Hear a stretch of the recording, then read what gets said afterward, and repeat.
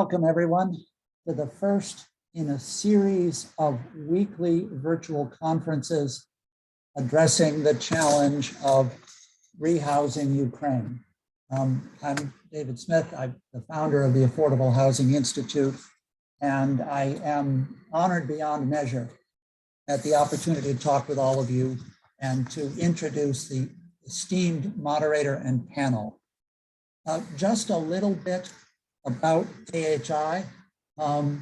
We are a global nonprofit consultancy that believes that stable, adequate housing is critical to post-crisis recovery, post-disaster recovery. We've worked in the field of natural disasters in a number of countries around the world.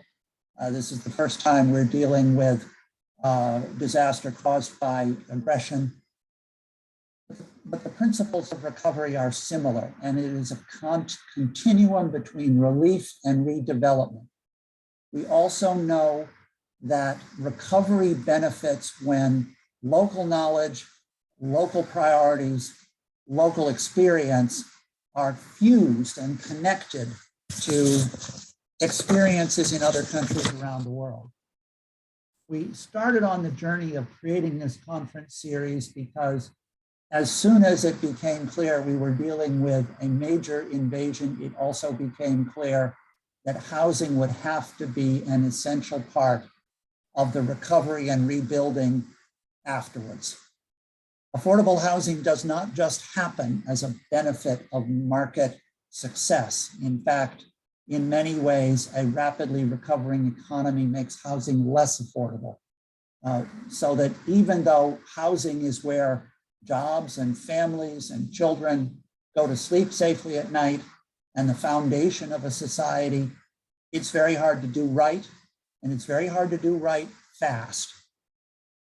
In my experience, the best way to predict the future is to invent it and to channel what you know will be coming in ways that benefit Ukraine. Because as you will see, in certain ways, the first day of rebuilding is already here. You'll hear from Dmytro Chasovnikov about what folks are doing in his part of Ukraine and the challenges he's facing. People will act, they will move, they will build, they will repair, and they need positive help because that force is unstoppable. In this series, we're trying to bring both international and Ukrainian voices, and for this first panel, we are giving primary voice to the Ukrainians. We will have additional weekly conferences, one a week from today at this exact same time, on the returnees and how one builds better, smarter, faster, and fairer. And then 2 weeks hence, we will talk about the refugee situation, people who are outside the country and who will not come home for some time, and how they figure into the overall rehousing of Ukraine. There may be more in this series. The World Urban Forum is being held between June 26th and June 30th in Katowice in Poland, not far from most of you. We will be there.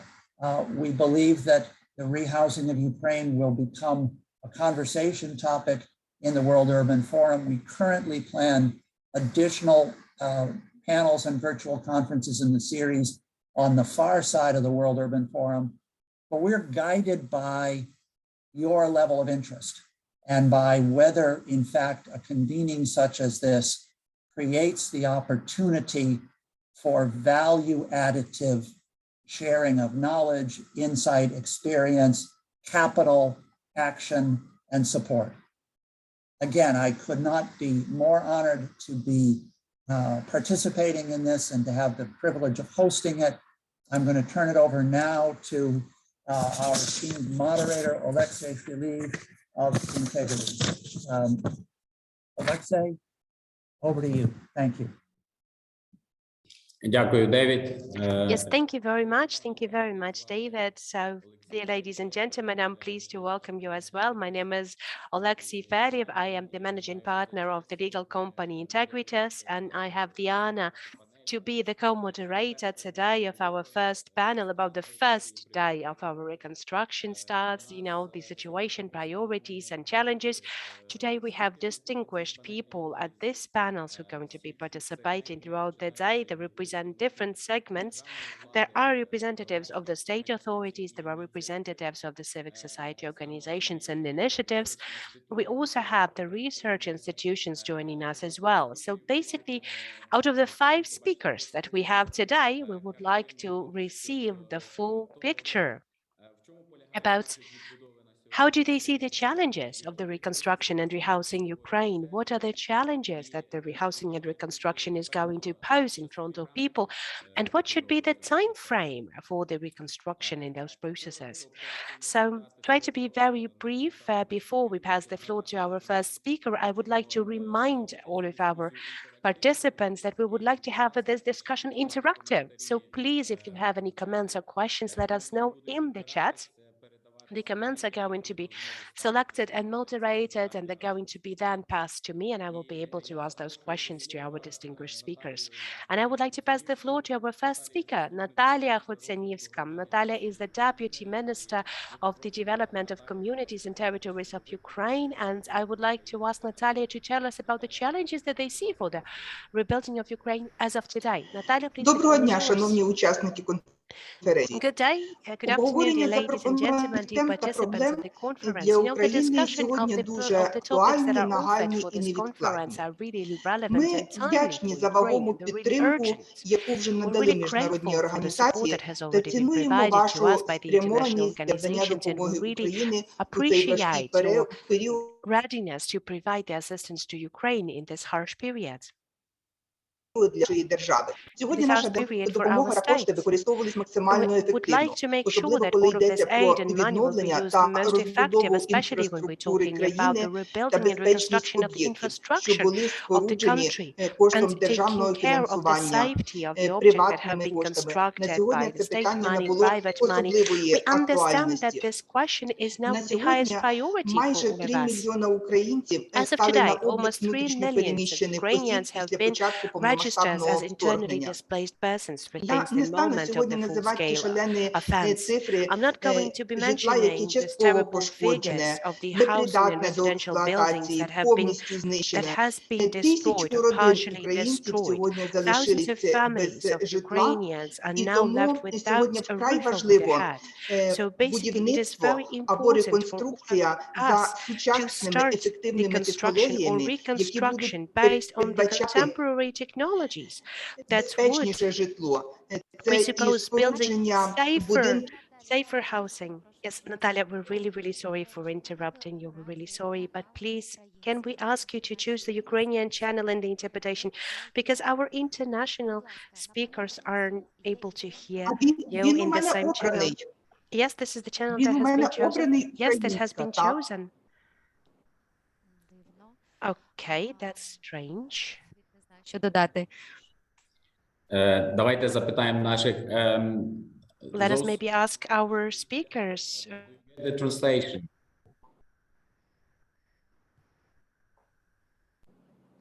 А вони чують, але Just let us know, can you hear the interpretation, but we know that the channels are overlapping. So that was basically the problem. You might try to pinch, there is mute the original audio. You can try to mute the original audio, that might help. So maybe then I'm not going to be. And Nataliya has muted her microphone.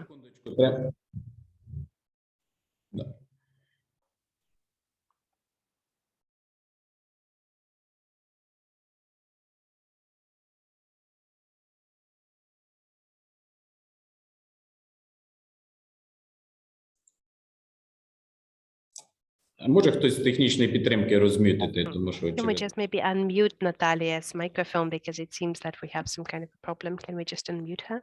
Yes. Yes, okay, great.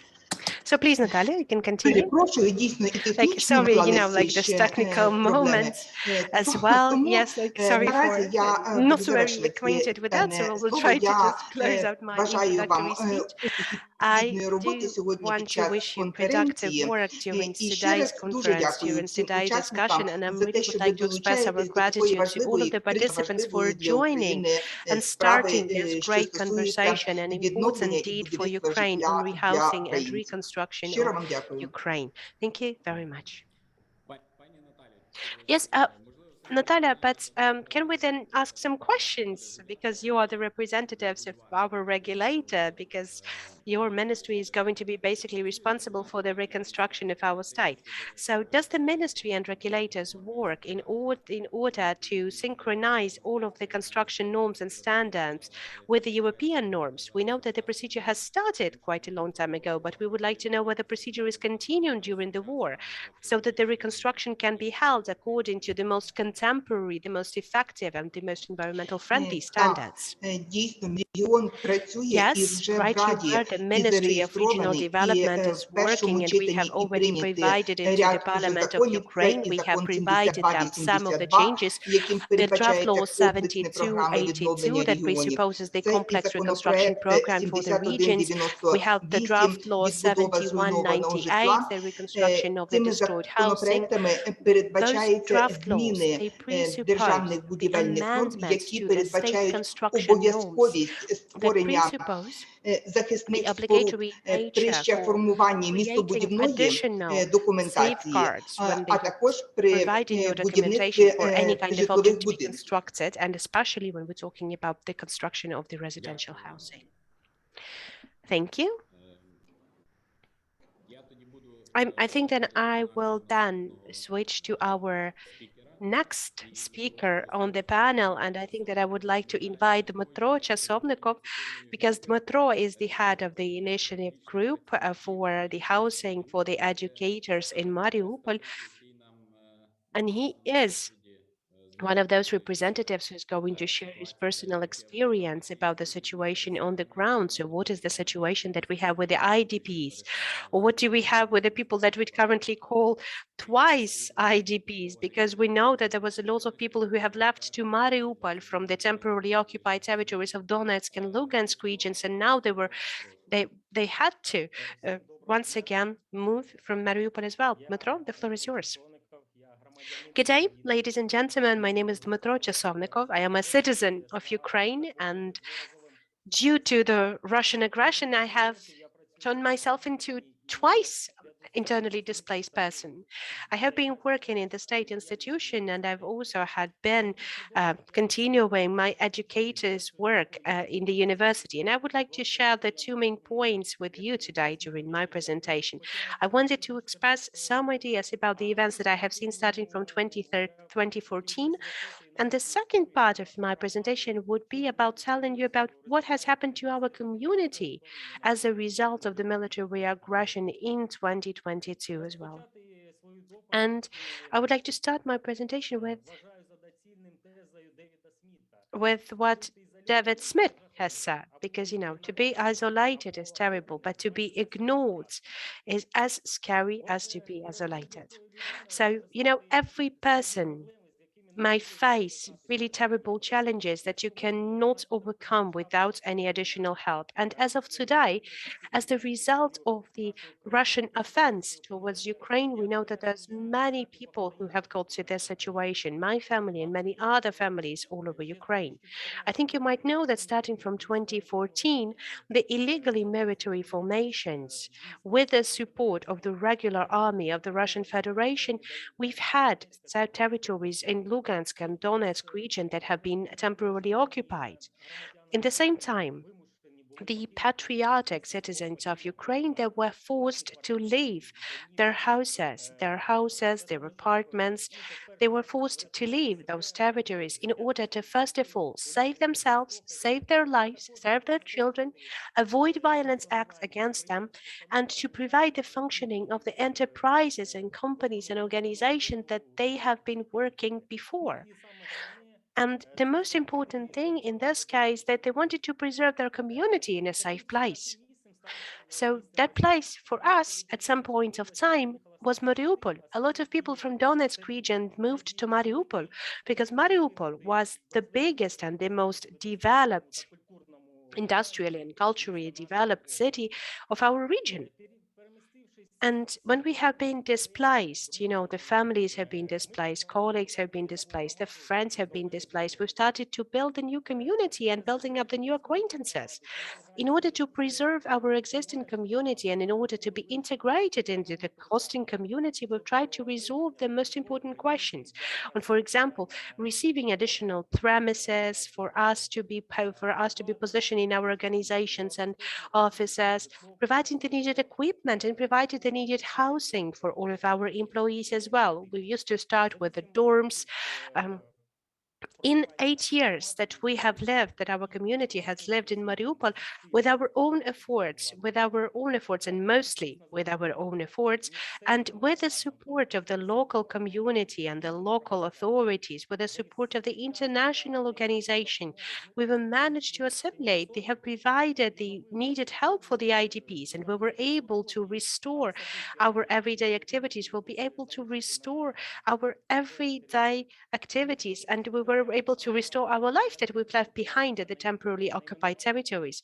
I'm not going to mention those state programs that were available to support the IDPs because there's many, but we have tried to apply for those programs in order for us to receive our own residential housing so that we would be able to establish our own family life as well. But it didn't turn out like that, and it wasn't about the resources were not really available for the IDPs in Ukraine. It's not that we didn't have enough resources from 2014 to 2022. We know that we have limited in financial support from the budget, but in 2022, the biggest reason was the aggressive offense of the Russian Federation military against Ukraine. The broad offense that has started on the 24th of February 2022, the one that has been supported by the global shellings and bombardments, caused the death of thousands of civilians in Mariupol city, and it destroyed multiple infrastructure objects as well. During those shellings, we were forced for the second time in the last 10 years to be evacuated with only the things that are basically needed. Our displacements in 2014 and then the second displacement in 2022, that is something that destroys community. It takes down the connections that you've had. It destroys your ways of income. It destroys your savings as well. But the most acute and relevant question that we have seen both in 2014 and the question that is still acute and relevant in 2022 for the IDPs is the problems with housing, because millions of people are aware of how hard it is. Dmytro, I'm sorry for interrupting you, but Dmytro, you have presentation as well. Would you like to share that? Yes, I would like to. I would like to share that like 3 minutes more and I will turn on the presentation. The presentation is the second part. So like everything works fine with you. Like, well, it was, I hope. I hope that I still have some time to do the presentation as well. So just, yes, thank you for this reminding.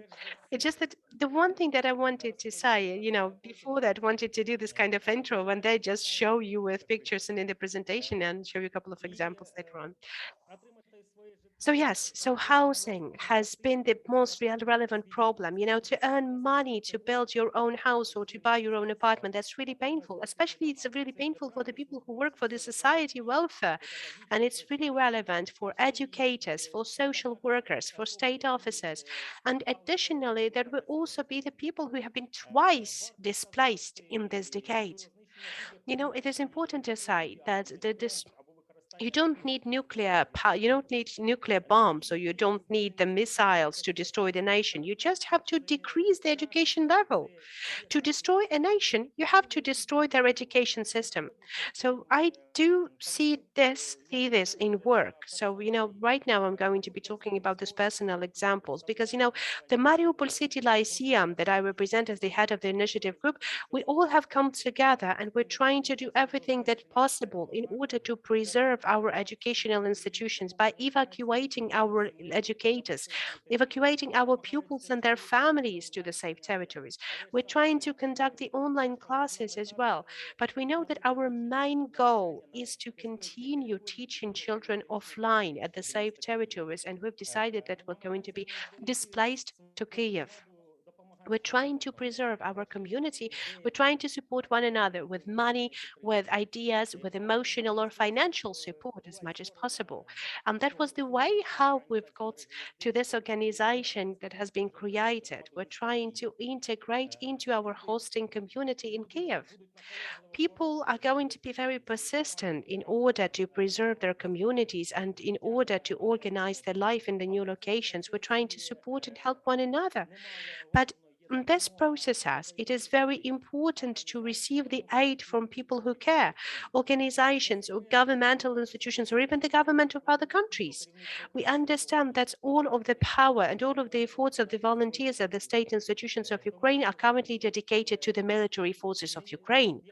So we understand today that's a very relevant issue about the external financial support that is needed for us to be able to restore our housing, to rebuild our houses, to rebuild our flats, and to preserve our cities. You know, the main goal for ourselves and the main goal for our organizations, because how we can put it, you know, the life, family, your home, and your community. Those will be the main values for our organization. And for the second part of my presentation and my time, I would like to share a presentation with you, and I would like to show you and show all of the people who have joined us today. Wanted to show you what was happening in Mariupol, using our community as an example in a very narrow understanding of this community, talking about our teachers, our educators. Just let me give me a second.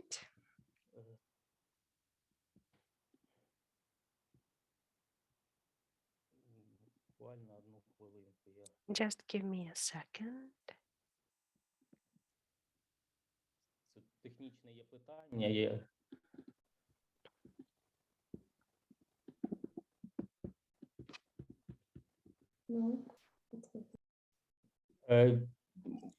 Дмитро, ми бачимо, так, можна. Yes, Dmitro, we can see your presentation. Well, you can see my presentation, hopefully. Okay, I will try to make it full screen. Just a second.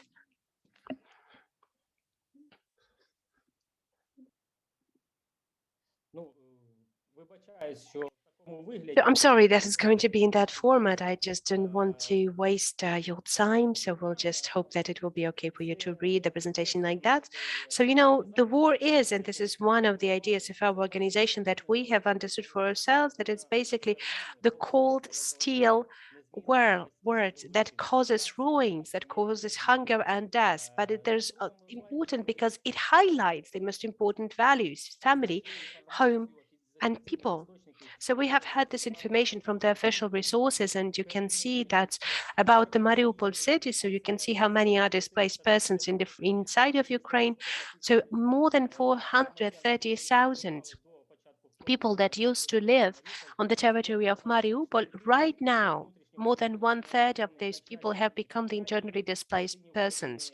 Most of them, they're located in the central Ukraine, part of them in the west of Ukraine, and you can see that 1/3 is being currently located in the neighboring regions closer to Mariupol. We have also collected the real photos and the real stories of the people, and you know that this were the real houses. For example, one of the teachers, the math teacher, the teacher of Ukrainian language, this is her house and her words. God, you're sending those challenges to us, but how can we go through those challenges? We do hope that soon I will walk to my houses, but not to the house that the good people have let me in. But I hope that I will be able to have my own home, that I will feel the coziness of my own home. God, give me strength. So each slide that we have made in this presentation and each of the stories that we have collected, those were the real stories.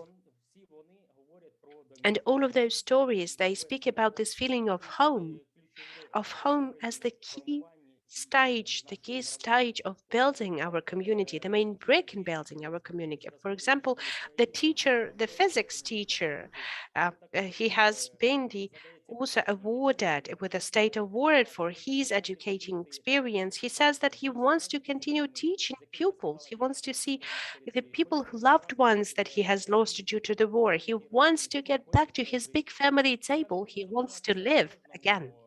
So I'm not going to read out through all of those stories and through all of the slides, because you can see there are the real human stories behind that. There's many stories like that. We just selected a couple of the stories of the people that we know. But I would like to summarize my presentation by using the very same words that we used in the end of our presentation.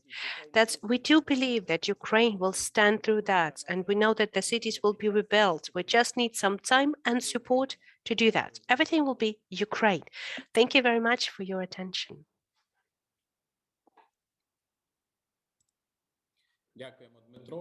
Yes, thank you. Thank you, Dmytro. You can now stop sharing your screen. Yes, and if you may, that's one thing that I wanted to ask you very briefly. The first question that I would like to have, and in your experience from 2014 to 2022, when basically you have started your new life in Mariupol after 2014, what was the hardest thing for you in this process of restoring your life and in this process of, starting to live in a new city, even in the very same region when you've left Donetsk region, from the point of view of an IDP? What was it that you have seen? What was the hardest on this way in 2014, 2022? The hardest thing was here is about to preserving as much as people as possible, to get as much as possible people displaced to the secure communities. The second stage was not about the work, it was not about employment, it was not about, it wasn't that much of, restoring your family connections or your colleagues' connection, but, it was about having your own place to stay, your home. So I think that this is the first stage that helps you to restart your life from wherever you are. So this is the first steps that gives you the opportunity to re-establish your life under new conditions. То ви поставили навіть So збереження, you would even say that, preserving the community, as far as I've heard you, even before restoring housing. So, housing, but still preserving the community that you've had, is it? Well, yes, basically, yes, with people with the community that you've had before. But this is something that was happening, like from my experience, when you're talking about the IDPs, when you're working about the collective, the place and employment, your job, the next stage, it would be, the displacement of your relatives, of your friends, of people who are there with you in this, finding the new people in the new hosting community, building your own community, an integration to the hosting community as well. Yes, thank you. Thank you, Dmytro. I think that's definitely going to be the big challenge for Ukraine, not only to provide the restoration and the construction of Ukraine, but also to preserve these collectives, preserving communities as well. Because, well, yes, and would like to add up to that, because, in 2014, we've had, again, displaced our working collective, and we've had one collective that has been displaced in 2014. Right now, we're displacing the collective in 2022 edition. But basically, what we're aiming for is to preserve the job, so your working collective, and to give them some place to stay, to live, so build up their home, so they would be able to restore their life, to restore their housing, to restore their life again. Yes, thank you. Thank you, Dmytro. I see that you але насправді це дуже haven't been емоційне. very emotional throughout your presentation, but those are very emotional stories. So thank you very much for sharing those stories with us. And I see that in the chat, we had a number of questions coming about, first of all, of whether we're going to make the presentation available and whether the recording of this conversation is going to be available. Yes, dear audience, after all of our presentation, you will be able to receive the recording, and you will also receive the access to our speaker's presentation. So please do not worry if we are trying sometimes to pace up because of the time limitations, but if you would be interested in reading that out, especially for our next speaker, who has a lot of statistical data in her presentation. So please do not worry, you will have the opportunity to take a deeper look into her presentation as well. But we will try to concentrate on the most important moments in our spoken conversation. So that is why I would like to invite our next speaker. Please welcome Darina Marchak, who is the head of the Center for Analyzing the Public Finances in Public Management. So from Kyiv School of Economy, and Darina is going to tell us about the key problems of the Housing Fund of Ukraine in figures. I think that we're all aware of those problems, but in figures, that would be definitely interesting for us to see that. Darina, the floor is yours. Hello, dear colleagues. It's a pleasure for me to be able to participate in this conference. I really would like to ask the organizers to turn my presentation on the screen. I don't have these technical capacities, unfortunately, to say that, okay, it's not, there is some kind of a gray spot on the screen. That's, well, now I see that very nice. So maybe there's,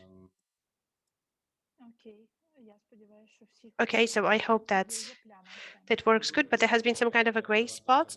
Yes, let us just do it again. Let us re-upload the presentation again. Okay, right now it seems working. Yes, thank you very much. Just because my presentation is in English, I do not want to switch from language to language when talking about the issue.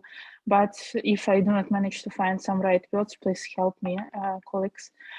As well, besides my focus with public finances, which is my usual job before the war, starting with February 25th, the next day the war has started, we began a volunteer project, which is called Russia Will Pay. It's an official name. We believe in this message. But the goal of the project is triple, I would say. Could you please switch to another slide? Наступний слайд. Так. Дякую. So this project was started with support of Office of the President and Ministry of Economy of Ukraine, and it targeted a number of issues. So first aim was to gather information. I think that nobody in Ukraine expected the scale and the amount of damages, and we were quite naive at the very beginning and considered that we will manage to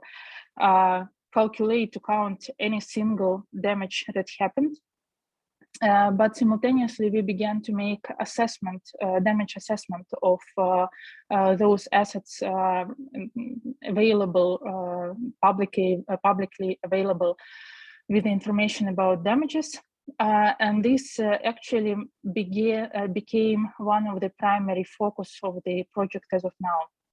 The third goal is to support business and government in understanding how to proceed with legal issues on this track, how to get compensation from the aggressor country.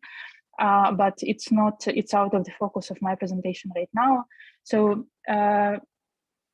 the major job that we are doing right now is gathering information from both public sources like media, statements of regional authorities, Office of the President, and so on.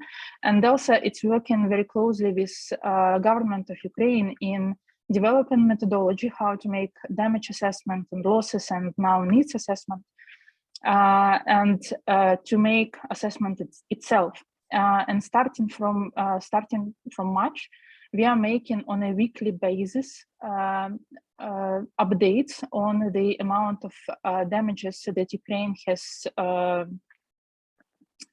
suffered due to the Russian war.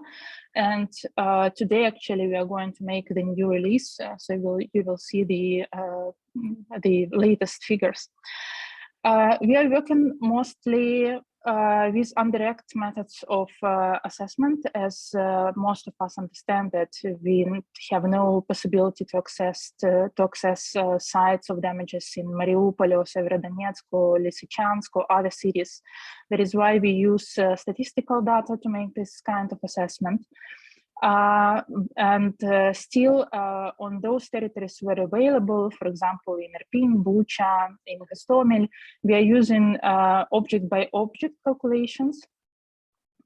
As well, we are using satellite and drone images data to analyze the exact percentage of destruction in each particular city where such images are available.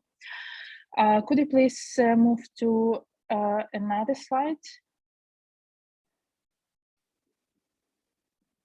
Наступний слайд, будь ласка. And another one. I will not go in details through methodology. I think that everyone will be able to look it through if interested. Наступний слайд.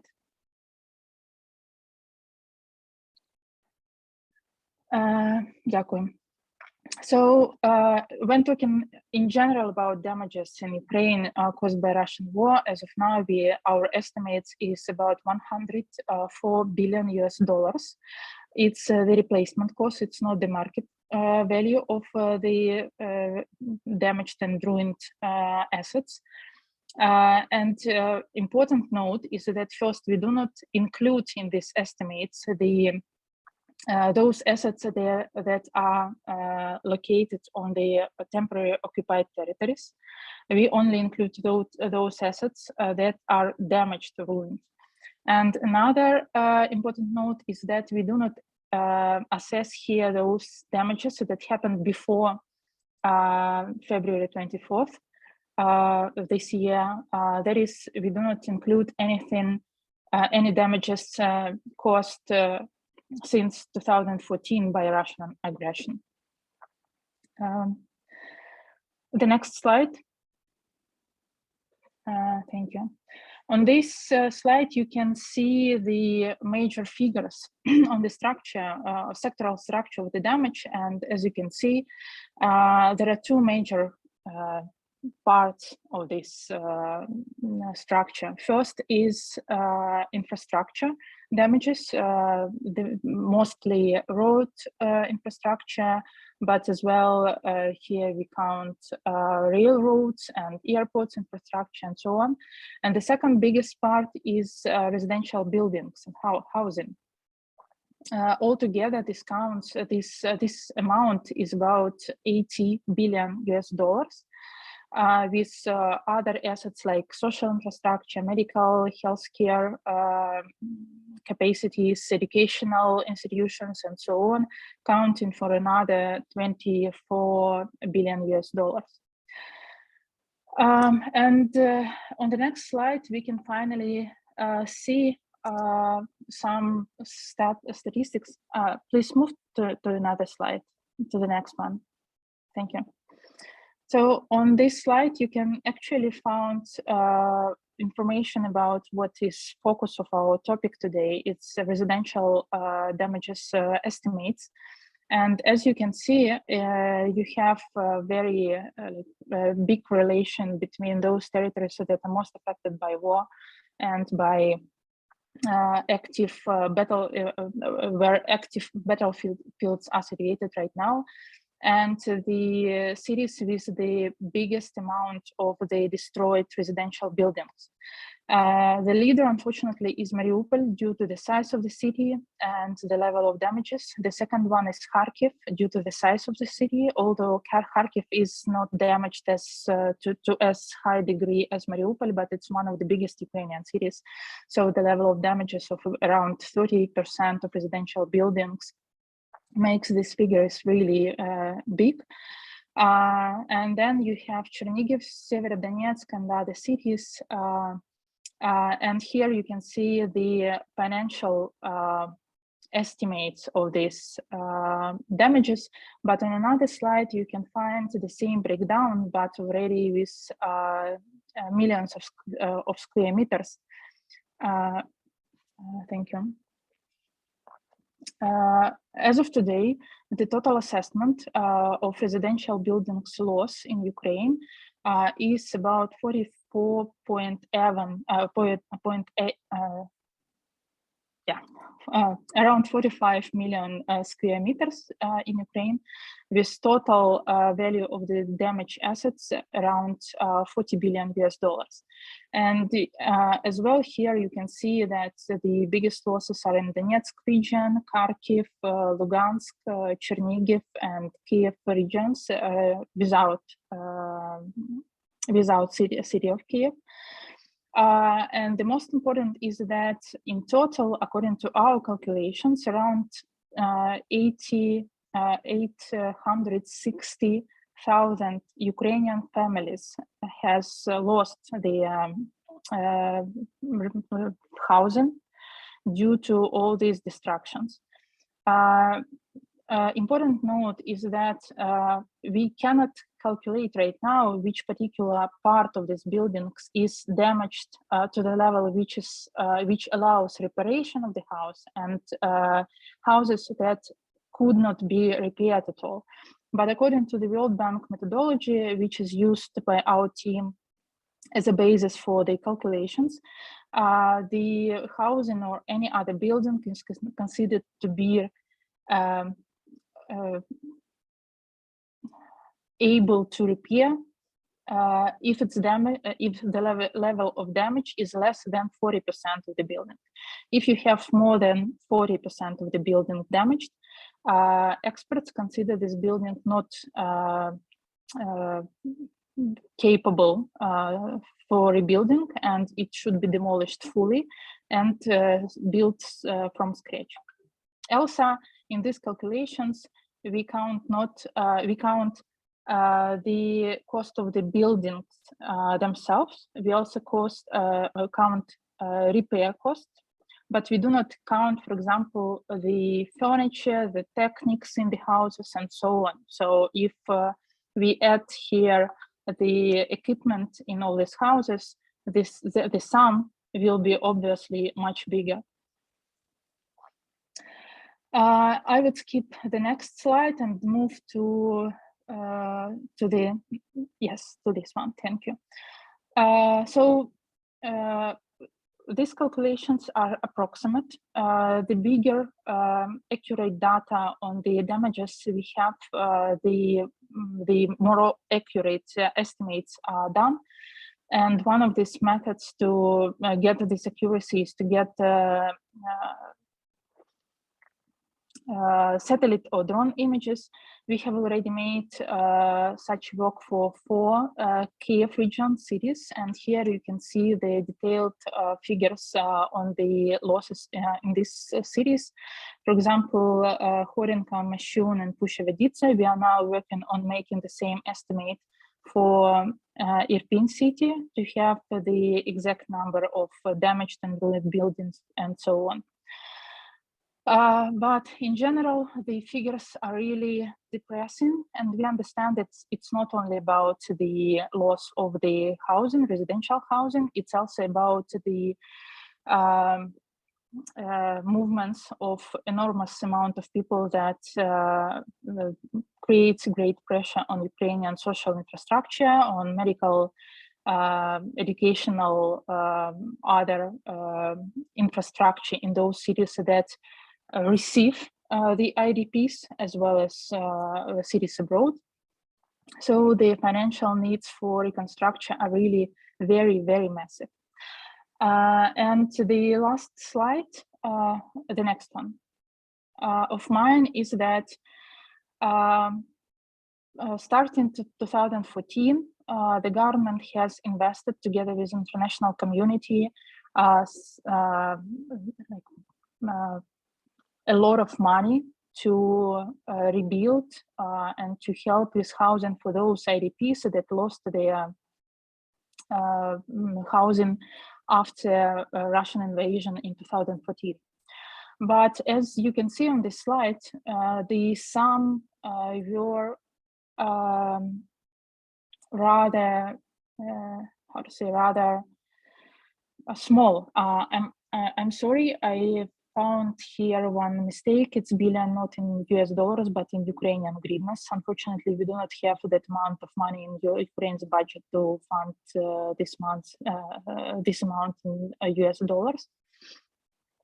So the funding that was provided before the war was rather small, and the amount of this funding and support will not be ever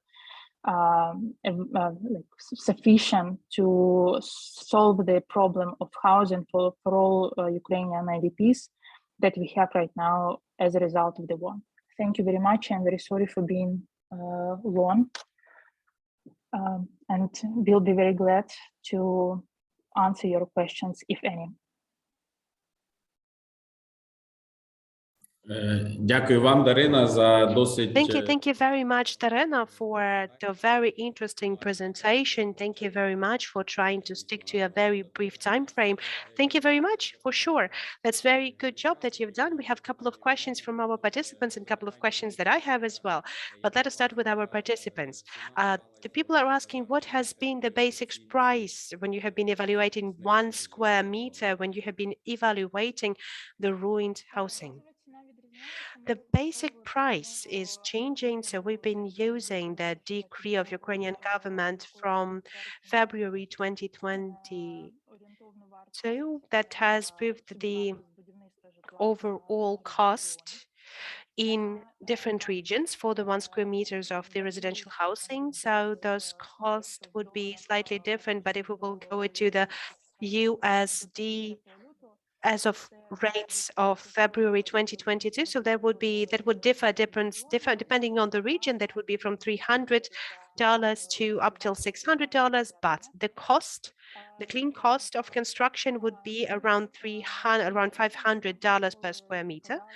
And then again, so what we have calculated as well, and what we have considered as well, we have considered the repair into that, because we understand that it's not just enough for us, to build up a new house and, build up a new building, residential building, and just to give it to the people, because all of the repairs and renovation that you will have to do that, because averagely we understand that it will cost at least 30% of what the apartment will cost to buy. So we have tried to calculate all of our damages with more or less understanding how much the moderate renovation will also take. But in the same time, in this price, in our pricing, in our evaluation, we haven't included all of the needed equipment like the fridges or the TVs and other equipment in the housing. Yes, thank you. We have a couple of brief questions as well. So, Darina, the territories that are currently occupied, when you do not have the access and you have no opportunity to evaluate the damages, I think that in Bucha and Irpin you were using drones and you have also used the satellites. Is it possible to use the satellites imaging in order to evaluate the damages on the temporarily occupied territories? Like, I don't know how the Kyiv School of Economy, your center, had this access to the satellites imaging, but maybe you could give us a couple of words on that. Well, yes, first of all, it's not just the work that we are doing. We're collaborating with the government of Ukraine. We have a decree 326 that identifies that the governmental institutions, they have to develop the methodology on evaluations of the damaged housing. We're consulting all of the governmental institutions on developing this evaluation methodology. And there's also the National Council on Restoration. They also have the group on auditing the damages, and I am the head of the subgroup on evaluating the damages. And in the framework of this subgroup, we have been collaborating effectively with all of the governmental institutions. So it's not just the civic initiative from our side. So I would say that it's, the nationwide work that has been conducted to evaluate the damages properly. So that is why we have the support of our government, especially in providing and receiving this data. We have had the agreement with the Ministry of the Reintegration, with the World Bank, and with the support of the World Bank, we've had the access to the AXA satellites imaging, and we have just received the first satellite imaging from those territories, and I do hope that by the end of June we will be able to have this detailed digitalized information about the biggest cities about the biggest cities, and when we're talking about and we will be able to discuss the overall damages. And we're also right now in negotiations with a private-owned company that one is currently providing the evaluation of the damage, and they're providing these images for the specific needs. I'm not going to get you the details on what company and what are the needs, but basically we are in negotiation of exchanging the information with these images. That's a really hard question about these images, because we understand that the priority to provide this kind of satellite images is for the military. You know, for us as the evaluators, we're not in the front line, we're not the first people in the queue, but we already have some progress about that. And by the end of June, we will have the results of working with NASCAR as well. Okay, Darina, the final question, try to be very brief, but in your table and in your presentations, we know that it was about 2.5 billion hryvnias that was spent in 2020 for the IDPs. So there was the figures for 2022. Yes, thank you very much. That's what I've seen in my final slide as well. Maybe I've got the wrong version of the presentation, because for the slide 22, that was a plan. And of course, it was the plan. And in the previous years, we've had the factual use of money in 2022. That was just the planned financial support that has been planned in the budget for 2022. And right now, all of the non-specialized costs have been cut down in the budget. And I think that these programs on restoring housing in the East are not being financially supported from the budget now. Yes, thank you very much. We have a lot of questions actually, but we need to pass the floor to our next speaker. And I would like to pass the floor to Emily Channell-Justice, who is the head of the research program on studying contemporary Ukraine in Ukrainian Institute of Harvard University. So Emily is going to share with us the historical overview for the last 8 years of how the housing has been provided to the Ukrainian internally displaced persons starting from 2014. Because, the topics that we're currently raising is not a new topic for Ukraine, unfortunately, but we know it has changed its scale. So, Emily, please, the floor is yours. Yes, thank you very much. Thank you very much, all speakers and organizers. I'm going to continue my presentation in English as well. So if you would like to listen, you can listen to the interpretation into Ukrainian. Thanks for everyone who's attending. So I was working on a research project about internal displacement and the sort of lack of government policy in Ukraine toward internally displaced people over the course of 8 years. So my information is coming from a combination of background research, as well as interviews that I did with experts who are also working on this problem. So just to give a sense, most of the information I'll be giving, or all the information I'll be giving today, is talking about up until February 24th, 2022. So the general sense of internal displacement in Ukraine over the 8 years from 2014 to 2021 counted nearly 1.5 million displaced people from Donetsk and Luhansk oblasts, as well as from Crimea. This is the information from the Ministry of Social Policy from the 5th of May of 2021. So that's relatively up to date in terms of what was going on up until the war. You can see that the number is a little bit under 1.5 million people, but it's really important to recognize that the number of registered internally displaced people does not necessarily accurately reflect the actual number of people who are displaced or who are in need of housing. And that's part of, a kind of bigger picture problem of lack of information and lack of data up to the invasion in February 24th that I'll come back to. So there's two key aspects of counting IDPs that was a challenge for Ukraine. Many people who left the territories of Donetsk and Luhansk and Crimea did not register for official IDP status. That's for a number of reasons. And then the other major issue is that many people who did register as internally displaced people still lived in the occupied territories, the temporarily occupied parts of Donetsk and Luhansk regions.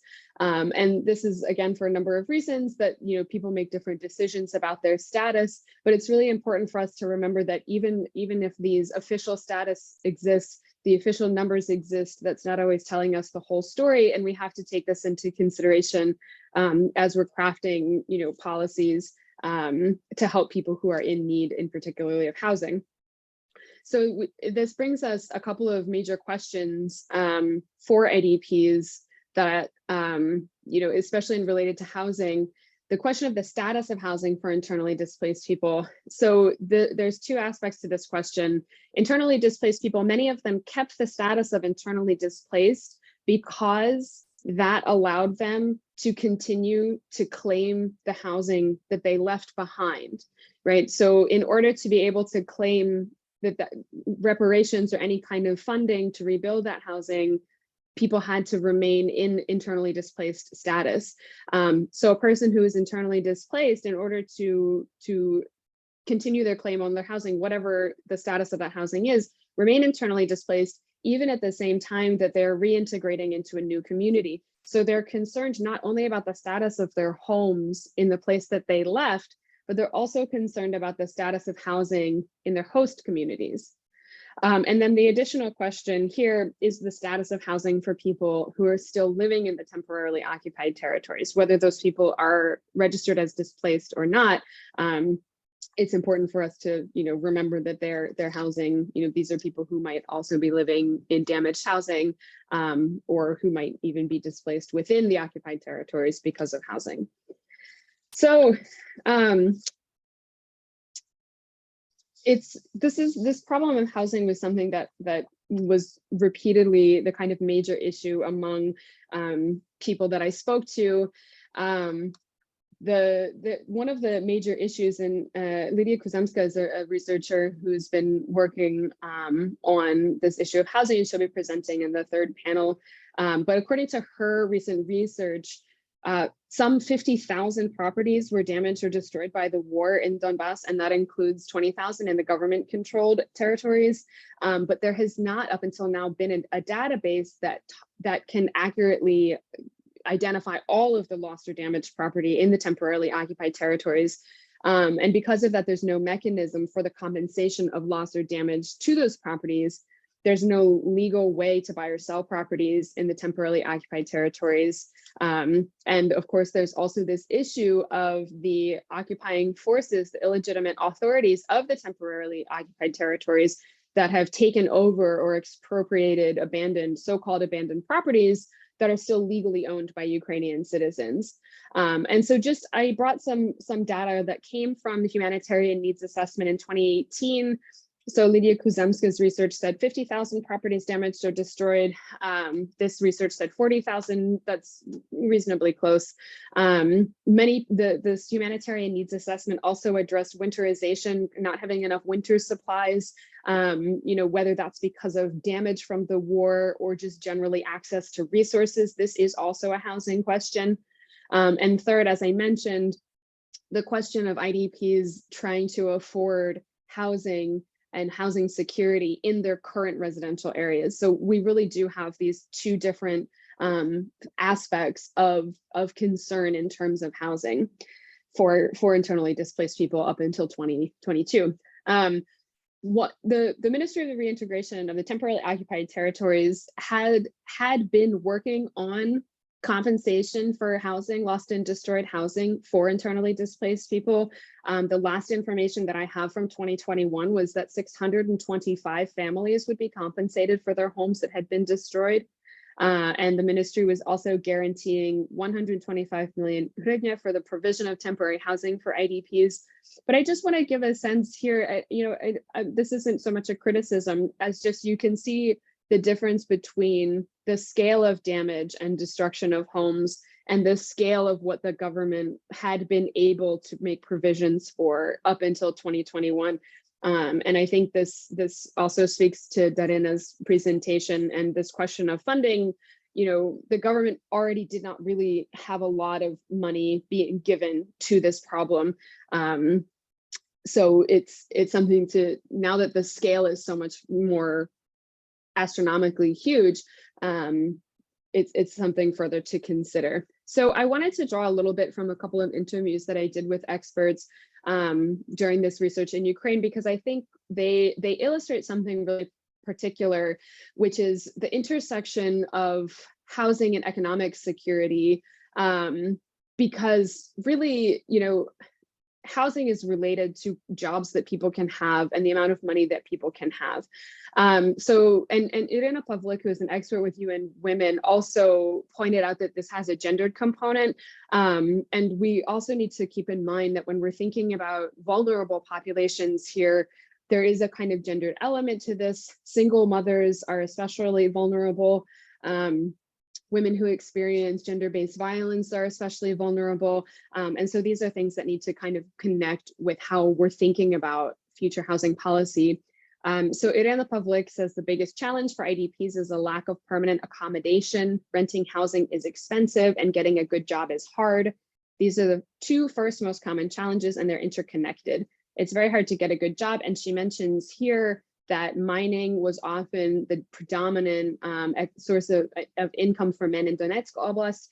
That's where they got better salaries, working in factories and plants. So for IDP women, it is really hard to get a good job, and that often gets them into being dependent on their partner or spouse or other family members. And that often leads to some manifestation of domestic and gender-based violence. So this economic component is linked. And I think this points out nicely, that not only are we talking about family situations that can be challenging, but women also are often receiving lower salaries than men. And so it can be really difficult, not to find a job that allows you to pay for your rent. And Irina Pavlik also shared some stories about discrimination in host communities against single mothers, for example.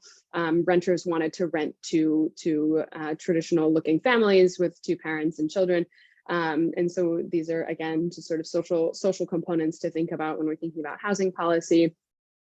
And talking about Mariupol, I worked with Alina Stailovska, who worked with Caritas Mariupol, who also addressed this intersecting housing and economic problem. And she really looked at this, that people who were displaced to Mariupol and local people in Mariupol actually shared economic problems, because the economic problems, as she says in this long quote, those economic problems existed before and up to the conflict. So even in the villages where there was no work, that was the main problem for them. And then when the conflict began, the problem became much worse. So the problem, though, that she differentiates is that displaced people have a housing problem that the local population doesn't have. Local population has their own housing. So as she says, we have a lot of people who lived in Donetsk. In Donetsk, they were middle-class people. They had middle-class homes and cars, and they lost everything when they moved to Mariupol, and they lost this economic security. So now they're living paycheck to paycheck, and they lose their housing security, and there's no state program, as she pointed out, to help support people's lack of economic security there. So again, and of course, Mariupol is, obviously the situation has changed dramatically, but this is something that I think is important to think about in new host communities, is this economic question. Is it sustainable for host communities that are, again, receiving large numbers of internally displaced people? How are they going to be able to have economic security in order to be able to have housing security? These were problems that these international organizations were thinking about and trying to help the government develop policy on up until 2021. But again, returning to this problem of scale, now the scale is dramatically different. So I'll go ahead and wrap up just with a couple of key issues that the Ukrainian government faced in 2021 that are still things that are a problem now, that are probably, arguably much worse now. First of all, this lack of unified database on damaged and destroyed housing. And for that reason, I'm so grateful for the Kyiv School of Economics and the work that Irina just presented on, because I think that information is already much better than the information that existed up until now. So that's really a huge contribution. The second issue is this lack of clarity around opportunities for IDPs with respect to their housing security. So people lack knowledge of how the government can help them, if it can help them at all. And so something more systematic, although as we also, as some of the participants have rightly pointed out, not every community can be treated in the same way.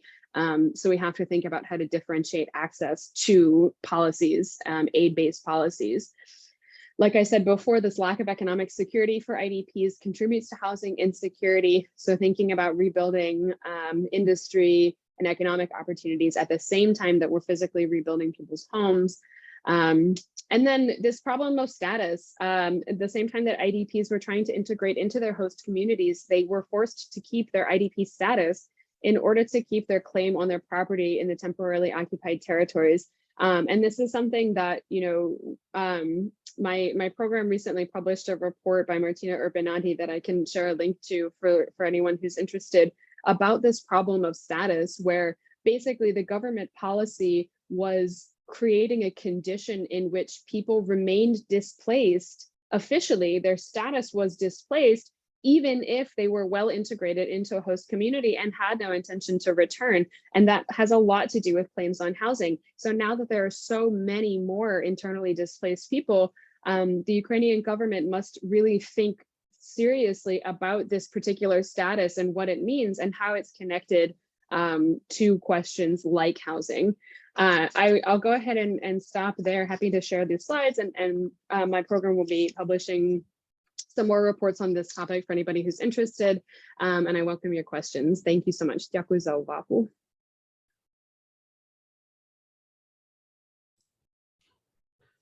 Дякую, Емілі.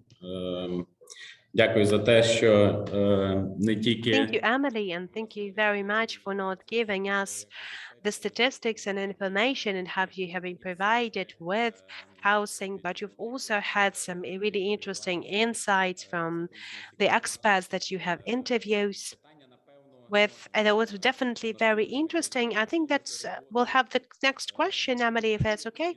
If we will evaluate the work of government and the donors, because we have seen it even in Darina's slides, yet that's not just about the government that has been providing the housing, it's also the donors, and donors have even a significant parts than government sometimes. If we will evaluate the government's work and the donors' work in the last 8 years, how would you evaluate that?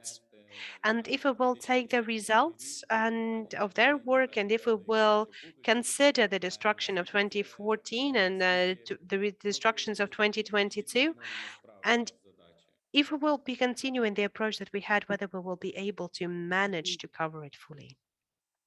Yeah, this is, I'll just answer in English if that's okay with everyone. It's a little easier. Yeah, it's a good question. Most of the experts that I spoke to were pretty critical of how long it took the government to make a policy at all. It was really, many of them talked about how each different branch, each different ministry didn't really want to take on the problem of internal displacement and would toss it to a different ministry. So I'm sure many of our audience members know that the Ministry for the Reintegration of the Temporarily Occupied Territories was previously called something else and was previously part of the Ministry of Veterans Affairs and previously something else. And so this there are huge bureaucratic hurdles to this. So most of the experts that I spoke to were highly critical of how the government had handled this and really, considered that they had, to be frank, failed at doing their jobs here. Part of the reason for that is because so much of the response to internal displacement was from international organizations. It wasn't from the government. It was from people who, ordinary people in the host communities who received people, helped them find housing. I mean, they would, take over dormitories and create temporary housing for them. And so it's not until much, much later that the government intervenes. And so in that way, generally the assessment is that the government did a poor job. But when the war began, the government, I would say, was trying harder than it had before. So to some extent, we can't really know if continuing exactly the existing policy is the right choice, because we don't really know how that policy would have, unfolded, unfortunately. Дякую. Дякую, Емілі. Thank you, Emily. We have lots of questions, and some of the questions that were mostly concerning the panels that we're about to have later on. And David has mentioned we're going to have 2 more panels. We're not going to raise those questions today. We're going to raise them later.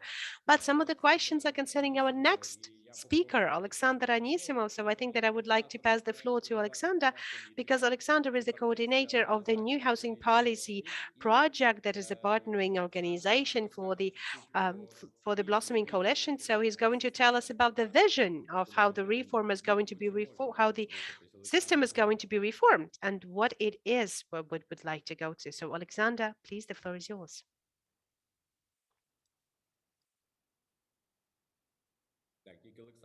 Alexander, I think we've lost you from the panel. We would like to ask our technical team to help us to find him out. You know, he was brought out of the, I think he's just trying to rejoin us again. He left the conversation. It's okay, so let us wait for Alexander to return. If we get stuck, David will sing his back catalogue. So hopefully Alexander will come on very quickly. David sympathizes with Alexander. Many is the time I have tried a screen share only to cancel an entire Zoom meeting. Svetlana has indicated Alexei.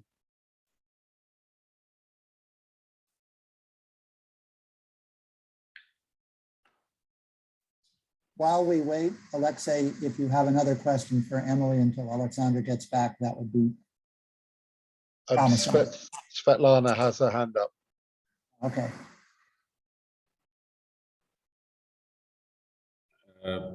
Світлана, будь ласка. Yes, please, Svetlana.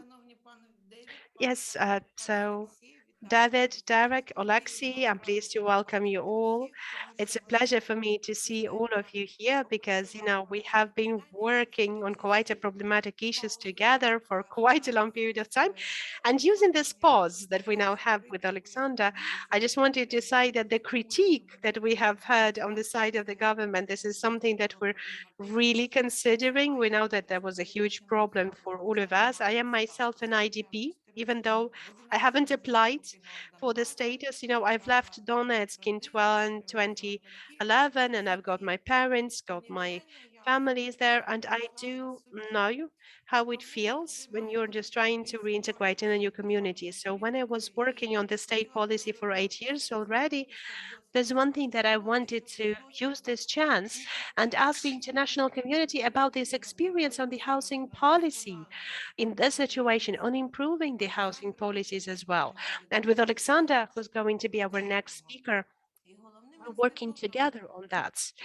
And right now, the most important institution that supports the IDPs is to create the municipal housing funds. So basically, through this period, when the person is going to be assimilating in the community, while the person is looking for a job, while they're going to become a part of the community, when they're going to understand where they would like to live, we understand that what we need in Ukraine is the municipal housing that we have to now restore as well. Understanding that the number of the internally displaced persons since the military actions broke out has now increased at least by 50. So I really would like to have a separate conversation with your institute on, first of all, developing the legal framework and the normative regulation framework and on the financial mechanisms as well.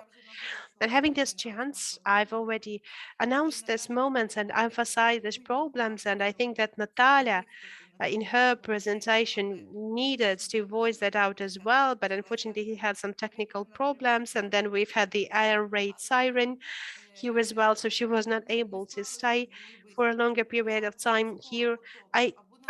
I'm definitely ready to provide you with maybe some official commands, because you have addressed me with an issues about facilitating the construction permissions and providing the permissions for the landlords. We're all working in the Ministry of Regional Development, and we are now working on the most of the bylaws and draft laws.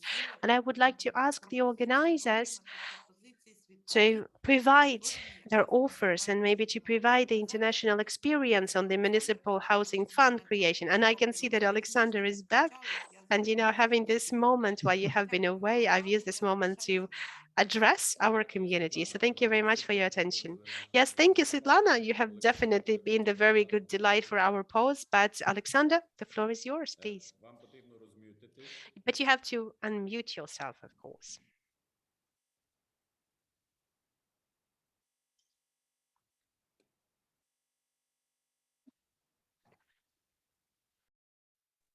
Так, чи бачите ви презентацію? Так, ми бачимо презентацію. Супер, будь ласка.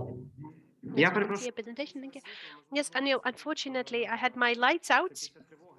So, we had an air raid siren. It might have been some kind of a blast nearby. So I have no light. So right now I'm back at your conference via my mobile phone. So hello, ladies and gentlemen, once again. I do hope that my internet connection will be okay for at least some time. My name is Alexander Anisimov, and I'm the project coordinator for the new housing policy project. And everything works with interpretation as well, I hope. Okay, good. So today I would like to discuss some of the conceptual ideas about the housing policy that are the ones that require our attention. And I've heard just the end of what Svetlana has said, and we have met each other at the forum that has been organized by our initiative just recently. But basically, I would like to start from this spatial issue as well, because, I have the background in urban planning, and basically, I would like to start with this territory that is near Kiev in Ukraine. So this is one of the districts that is called Sofiev-Borshahivka. That's formally is a village, but after the communities have been united, they are now the amalgamated territorial community. They're also a part of the Kiev agglomeration. And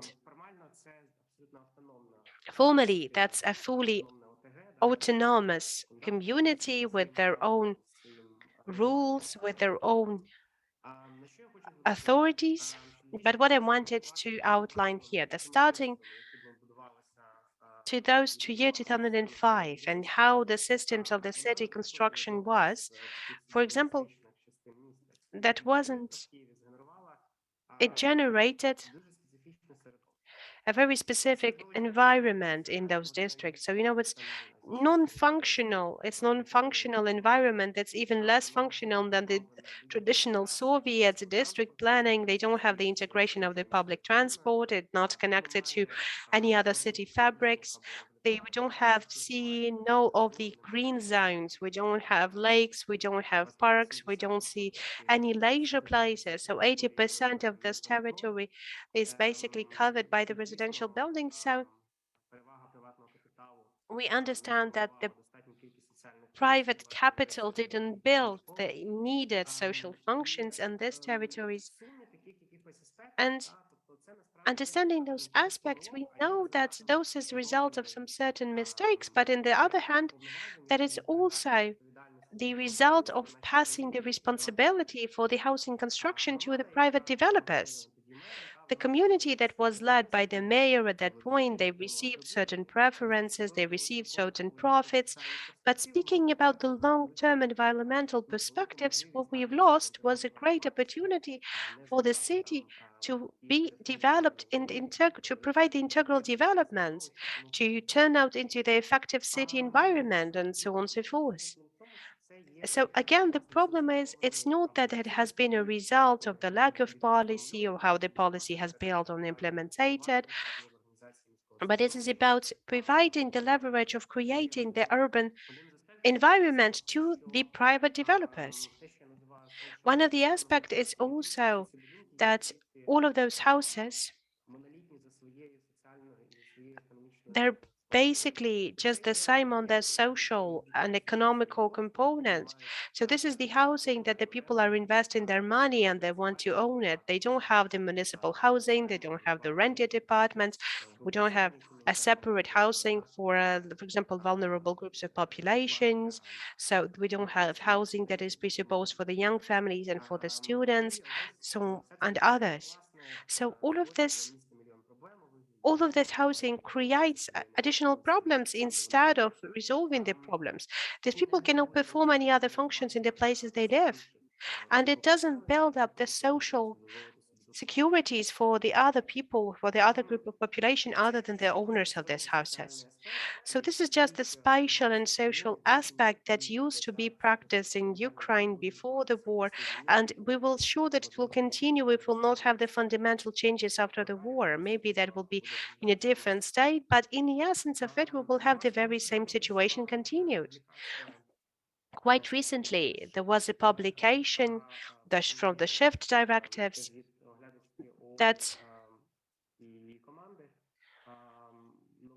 the shift teams is offering some new perspectives and some new points of view of what is going on with the housing right now. And this topic of turning the residential housing into some kind of products that everyone believes to be the economical assets for investment, for sales, for profit, to rethink it, because to understand that housing should be human-oriented as well. And I would outline these two main moments about this problem. The one would be the equitability. I don't know how to translate it in the right way into Ukrainian. So basically, we're talking about the social justice in a way, or economical justice in a way, or actually, we're talking about compatibility as well. And the other issue that would be the sustainability or the sustainable development.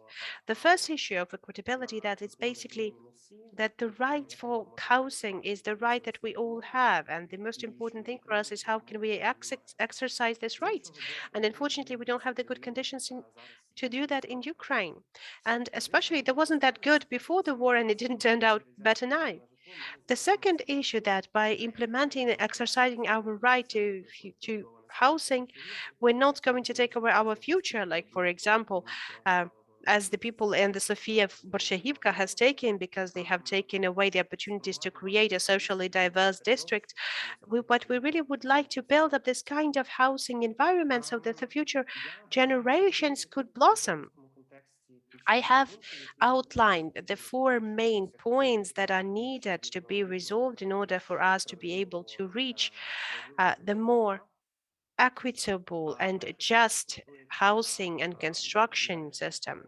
The first point would be about the creating an efficient land politics that will help the local budget to manage their land properly, to value their land properly, to understand and acknowledge that their land is not just the source for the income, but is something that you have to take care about. That's something that you have to preserve as natural territories, the territories for education and leisure. And you need to tax those projects. You need to tax your investment that have the commercial component to it. You have to tax them properly. And as you know, that the land tax is not really good. It's evaluating only the area of the land lots, but not about the value of the land. So it is really cheap compared to the international taxes. And what is very important, that this resource can be the key tool for us to support the creation of the social projects in the city. And that can, for example, help us to do the point number 3, to create this municipal rental housing. We will need to have like billions of investment to do that, even in the new cities, to launch this system. We need to have this money, the land banks or the land foundation, they can also use that for the municipal fund. Another point is to provide the legal and institutional support for the non-profit housing. In Ukraine, we do not have that. We do not have this division between the non-profit and profit housing, because basically the monetization of the developers, and those are the construction sector, is basically economically profitable and economically attractive. So we don't have any other variations of the housing sector. We only have the for-profit organizations. We don't have the non-profit associations, housing associations. We don't have either on the planning level or at the local level of legislation any kind of support for this kind of construction office, on this kind of legal opportunities that have been actually outlined throughout the years, because there have been some legal problems and there had been a lot of legal bureaucracy connected to that. But this is something that would give us an opportunity to diversify the market in the future and to create additional opportunities for using or owning the housing in the future. The third element that is important as well, which considers the establishment for the municipal rental housing systems, because we will then understand the value of the social housing. We will understand that the housing that exists in the city, it gives additional opportunities for the cities. So when you're renting it out, then you're not only creating the social pillar, you're also providing the future for the people, and you're also supporting multiple social groups in the possible marginalization. And another story that has been ignored in Ukraine for a longer period of time is that we have the new forms of this bono construction, the so-called housing complexes that are renting out the big territories. They're not integrated into the city fabrics and not creating any additional values. They're not creating additional social connections for those territories. And they're in their social and economical content, they're just the same. So that is why we have this. We're actually creating these oases of richness in a quite poor Ukrainian cities due to that. And in order to prevent that, we need to use the social zoning. We need to have the social mixing in those zones. We need to put it in the front line in the first place. And we used to consider that we need to have a mix of rented housing, of the social or municipal housing in those residential complexes as well. About the sustainability, there's also the important points that we do to cover that. The first of all is working with the land use and proper land use. You know, this we had those dreams about the summer house that we used to have since the end of 80s. That has been a very important dream for Ukrainians and for all of the people all around the Eastern Europe. So we have to work about the land appropriation, of course, because most of the communities, they don't have this free land available, because there's also a constant competition for that. It can be for the agricultural use, for the renewables, it can be used for, I don't know, the landscape park, or can be used for the industrial production. But in our case, we can easily take land, and you can easily get the land, and you can easily get the land constructed ineffectively. So we have to fight that. We have to fight that as much as possible, and we will have to do that. So that I don't know how to translate it into Ukrainian, but actually the new land take in the cities should be prohibited. Only the reusing of the available territories. On the other hand, there's also this question about the sustainability assessment that exists in Ukraine is not an effective tool about controlling the planning and existing documents. That's one of the other important notions, where the city and the municipal actors, that they can control the quality and they control the sustainability of the construction. But unfortunately, in the current legislation, it is hard to be done, and we have to rethink that as well. And we need to launch the system that will help us to provide the water connection to the water grid, connection to the public transports, and to provide the energy efficiency usage as well. The final 2 points is about the state functions, about how the state should redirect its money and its funds.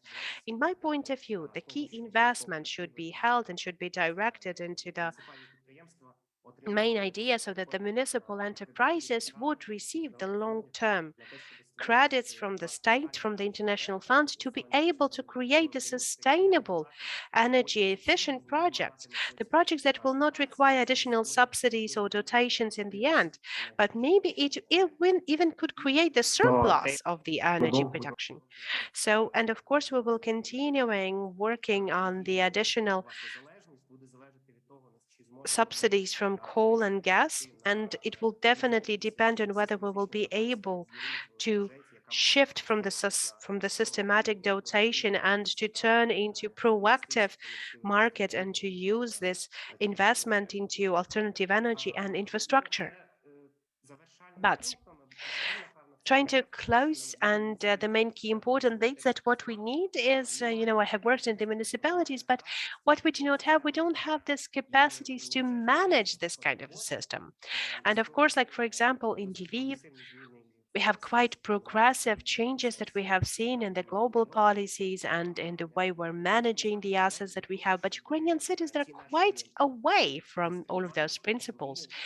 We are not ready to implement all of those changes and dreams, to turn them to life, try to actually get these projects throughout us. Creating this municipal housing market, it requires the re-evaluations of the tasks of the housing departments and the housing offices that have to turn into different functionality and have to deal with very different tasks. Those are the big challenges that our municipalities are not capable to cover now. We have to understand that as well. So this question requires education. This question requires the competences that have to be provided to the municipalities. And we understand that it also requires the intermunicipal collaboration that is not that widely spread in Ukraine. It has to be one of the big priorities for the activities of the state and the Ministry of Regional Development in order for the municipalities to be capable of doing that. Together with the municipality, by the municipalities, they have to be able to implement these policies from the level of the state. Alexander, I'm sorry, I'm really grateful, but we have to close the session already. Yes, but otherwise we will have the problems with the housing for IDPs. We will not have the good conditions. We will have environmentally destructive for the future of the state. But we have to work with that if we would like to invest into that as well. Thank you. Yes, thank you. Thank you, Alexander, for a very interesting presentation. Thank you so much. I really loved the beginning that you've had with the Sofia Borshahivka, and I really liked what you've said, what should be the final approach to that as well. We have a couple of minutes left, just around 5 minutes that we have left. We can now take a couple of questions or comments from our participants. So please, if you have any questions or comments, in order to do that, you either need to raise your hand or to write it in the chat. If we have no comments, then we had a question written before. We had a question for Alexander, whether the new housing policy also includes the new approaches to the industrial zoning. When in the industrial zoning, we will also have the civil housing.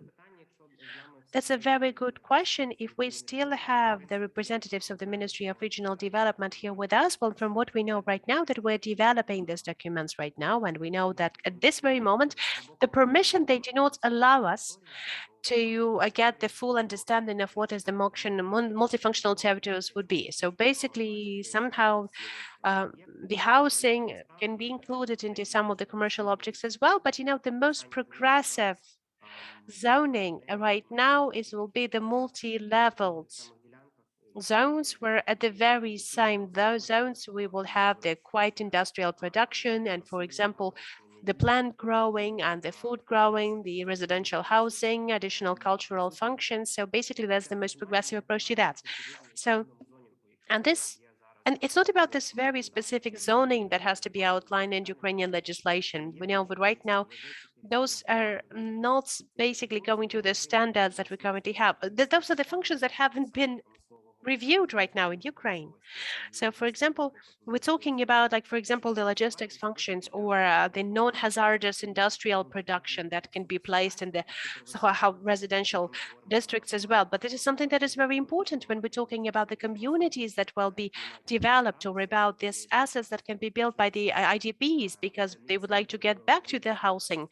I do believe that it's a very good opportunity for them to create additional value for the places where they currently reside, is to create their own communities and build their own integrity as well. Yes, I'm sorry for interrupting you, because I understand that we have to close our panel at this moment. And I would like to thank all of our panels.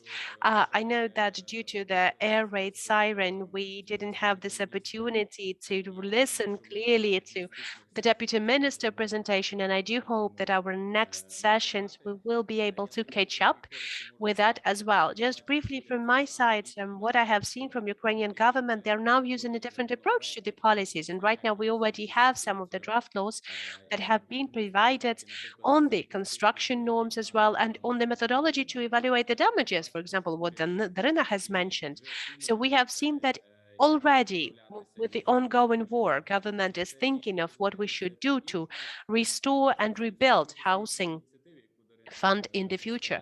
And it's also about this initiative that Darina represents that is very important on gathering and collecting the information about the damage that has been done. I really want to thank Dmytro as well for his important notions and what he has highlighted, that we have to preserve the ecosystem as well, because you can provide the housing to the IDP, but you have to also understand whether they're one community. We have to preserve not just the housing, but the community as well, because this is about the values as much as it's about the housing. And I really want to thank Emily for having this outlook that she has given to us, and the critical evaluation of the actions of Ukrainian government. And I do share this opinion starting from 2014. Her conclusions are intertwined with what Darina has told us about as well. And I'm really happy that at this very moment, we have the work conducted on noting down the damages, that we're working on the methodology of the damage evaluation, so that we will have different approaches to this phase when we're going to start rebuilding Ukraine. And we're really grateful to Alexander for his participation as well, giving us a clear example of Sofia Borshahivka district. People who have lived in Kiev, they know these issues when we have a separate city that is not integrated into cities infrastructure, and this equitability approaches that are the most important that you have highlighted. And it's, that not that much about the financial approaches, but more about being human. And I do believe that this human-orientedness in Ukraine is terrible in this case, and the issues of the municipal housing is really relevant because we've almost lost all of it and we're not dealing with it as of today. So I do believe that as for the opening panel, we have really outlined those challenges and issues that we're currently facing, and we have drawn the main pathway for us to keep on moving forward. Thank you very much, dear panelists, and I'll pass the floor for David for closing.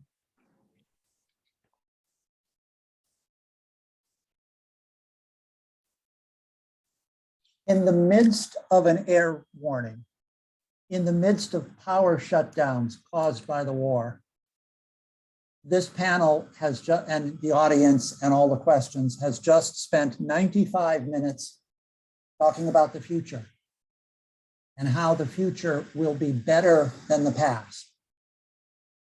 In this first panel, we have tried to hit all of the themes that make housing complex and essential. I put up here that a week from today, we will dig deeper into the challenge of rebuilding better, smarter, faster, fairer. We have established a new rule that anyone who has to vacate her office in the midst of a presentation due to an air warning gets an invitation back. So both the Deputy Minister and Madam Startseva, who ably filled in, will be on the panel next week. Same exact time, we will get registration information to everybody. 2 weeks from hence, we're going to talk about refugees, IDPs, and a category that was not mentioned, families that are dispersed in multiple different places. The rehousing of Ukraine will be unlike anything that has happened in human history, because we are dealing for the first time with a 21st century globally connected dispersed population, where at the same time the property is being destroyed, the amount of property that's being destroyed is being counted. We plan on the far side of the World Urban Forum to have at least 2 more conferences beyond the ones listed there, one potentially on the multiple levels of government, and the second one all about a vision of a reform system. In doing this, we are doing this in service to the people and the families and the households of Ukraine. We are guided in this initiative by what you give us as input as to what you think is valuable. I put my email up there. I read them. If they come in Ukrainian, I will get someone to translate them. I thank everyone for attending and staying long. I especially thank our panelists and Alexei Filiv, our unbelievably able and gracious moderator from INTEGRITES. Thank you all and good day. Thank you. Всім до побачення.